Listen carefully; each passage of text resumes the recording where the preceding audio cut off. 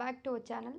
ಸ್ನೇಹಿತರೆ, ರಕ್ಷಿತಾ ಪ್ರೇಮ್ ಅವರು ಝೀ ಕನ್ನಡ ಶೋವನ್ನು ತೆರೆದಿದ್ದಾರೆ. ಹೌದು, ಝೀ ಕನ್ನಡದಿಂದ ರಕ್ಷಿತಾ ಪ್ರೇಮ್ ಸದ್ಯ ಹೊರ ನಡೆದಿದ್ದು, ಈ ಒಂದು ವಿಚಾರದ ಬಗ್ಗೆ ರಕ್ಷಿತಾ ಪ್ರೇಮ್ ಮನಬಿಚ್ಚಿ ಮಾತನಾಡಿ ಸತ್ಯವನ್ನೇ ಹೇಳಿದ್ದಾರೆ. ಹಾಗಾದರೆ ಏನಾಯಿತು ಹೇಳ್ತಾ ಹೋಗ್ತೀನಿ. ಅದಕ್ಕಿಂತ ಮೊದಲು ನೀವಿನ ನಮ್ಮ ಚಾನಲನ್ನು ಸಬ್ಸ್ಕ್ರೈಬ್ ಮಾಡ್ಕೊಂಡಿಲ್ಲ ಅಂದರೆ ನಮ್ಮ ಚಾನಲನ್ನು ಸಬ್ಸ್ಕ್ರೈಬ್ ಮಾಡಿಕೊಂಡು ಪಕ್ಕದಲ್ಲಿ ಬರ್ತಕ್ಕಂಥ ಬೆಲ್ ಐಕಾನ್ ಮೇಲೆ ಮರಿದೆ ಕ್ಲಿಕ್ ಮಾಡ್ಕೊಳ್ಳಿ. ಹೌದು, ಝೀ ಕನ್ನಡ ವಾಹಿನಿಯಲ್ಲಿ ಬರೋಬ್ಬರಿ 9 ವರ್ಷಗಳ ಕಾಲ ನಿರ್ಮಾಪಕಿ ಹಾಗೂ ನಟಿ ರಕ್ಷಿತಾ ಪ್ರೇಮ್ ಕಾಮಿಡಿ ಕಿಲಾಡಿಗಳು ಮತ್ತು ಕರ್ನಾಟಕ ಡ್ಯಾನ್ಸ್ ರಿಯಾಲಿಟಿ ಶೋಗಳಿಗೆ ಖಾಯಂ ತೀರ್ಪುಗಾರ್ತಿಯಾಗಿ ಅಂದರೆ ಜಡ್ಜ್ ಆಗಿ ಇವರು ಕಾರ್ಯವನ್ನು ನಿರ್ವಹಿಸ್ತಿದ್ದಾರೆ. ಕಳೆದ ವರ್ಷ 2025ರಲ್ಲಿ ಝೀ ಕನ್ನಡ ವಾಹಿನಿಗೆ ರಕ್ಷಿತಾ ಪ್ರೇಮ್ ಗುಡ್ ಬೈ ಹೇಳಿದರು. ಝೀ ಕನ್ನಡ ವಾಹಿನಿಯ ಜಡ್ಜ್ ಸ್ಥಾನದಿಂದ ರಕ್ಷಿತಾ ಪ್ರೇಮ್ ಕೆಳಗಿಳಿದಿದ್ರು. ಇದಕ್ಕೆ ಅಸಲಿ ಕಾರಣ ಏನು ಗೊತ್ತಾ?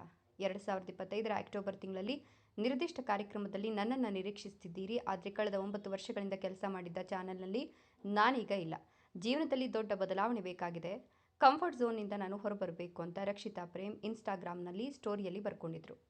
ಇದೀಗ ಆ ವಾಹಿನಿಯನ್ನು ಬಿಟ್ಟಿದ್ದು ಯಾಕೆ ಅನ್ನೋದಕ್ಕೆ ಉತ್ತರವನ್ನು ಕೊಟ್ಟಿದ್ದಾರೆ. ಹೌದು, ಅಭಿಮಾನಿಯೊಬ್ಬರ ಪ್ರಶ್ನೆಗೆ ಉತ್ತರವನ್ನು ಕೊಟ್ಟಿರ್ತಕ್ಕಂಥ ರಕ್ಷಿತಾ ಪ್ರೇಮ್, ನನ್ನ ಪ್ರಾಮಾಣಿಕ ಉತ್ತರ ಸತ್ಯ ಆಗಿರಬೇಕು. ಹೀಗಾಗಿ ಝೀ ಕನ್ನಡ ವಾಹಿನಿಯ ಇಂಟರ್ನಲ್ ತಂಡ ಬದಲಾಯಿತು. ನನಗೆ ಅದರಿಂದ ಸಮಸ್ಯೆ ಆಯಿತು. ಹೀಗಾಗಿ ನಾನು ಕೂಡ ಹೊರಬಂದೆ. ಈಗಲೂ ಅಲ್ಲಿರುವ ಹಲವರು ನನಗಿಷ್ಟ. ಅಲ್ಲಿರುವ ಹಲವರ ಜೊತೆ ಎಷ್ಟೋ ಸುಂದರ ನೆನಪುಗಳಿವೆ. ಅದು ಯಾವಾಗಲೂ ನನ್ನ ಹೃದಯದಲ್ಲಿರುತ್ತೆ. ಆದರೆ ಕೆಲವರು ಎಲ್ಲವನ್ನ ಕೆಡಿಸ್ತಾರೆ.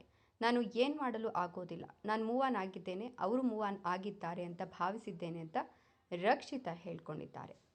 ಈಗ ಈ ಒಂದು ವಿಚಾರಕ್ಕೆ ಸಂಬಂಧಪಟ್ಟಂತೆ ರಕ್ಷಿತಾ ಸತ್ಯವನ್ನೇ ಹೇಳಬೇಕು, ಹಾಗಾಗಿ ಸತ್ಯವನ್ನೇ ಹೇಳಿದ್ದೀನಿ ಅಂತ ಅಭಿಮಾನಿಯೊಬ್ಬರ ಪ್ರಶ್ನೆಗೆ ಉತ್ತರವನ್ನು ಕೊಡ್ತಾ ಝೀ ಕನ್ನಡ ವಾಹಿನಿ ಬಿಟ್ಟು ಬರಲಿಕ್ಕೆ ಕಾರಣ ಏನು ಅನ್ನೋದನ್ನು ಸ್ಪಷ್ಟಪಡಿಸಿದ್ದಾರೆ. ಅನಿಸಿಕೆ ಅಭಿಪ್ರಾಯಗಳನ್ನು ಕಮೆಂಟ್ ಮಾಡಿ, ವಿಡಿಯೋ ಇಷ್ಟ ಆದರೆ ಲೈಕ್ ಕೊಟ್ಟು ಶೇರ್ ಮಾಡಿ, ತಪ್ಪದೆ ನಮ್ಮ ಚಾನಲನ್ನು ಸಬ್ಸ್ಕ್ರೈಬ್ ಮಾಡ್ಕೊಳ್ಳಿ. Thank you.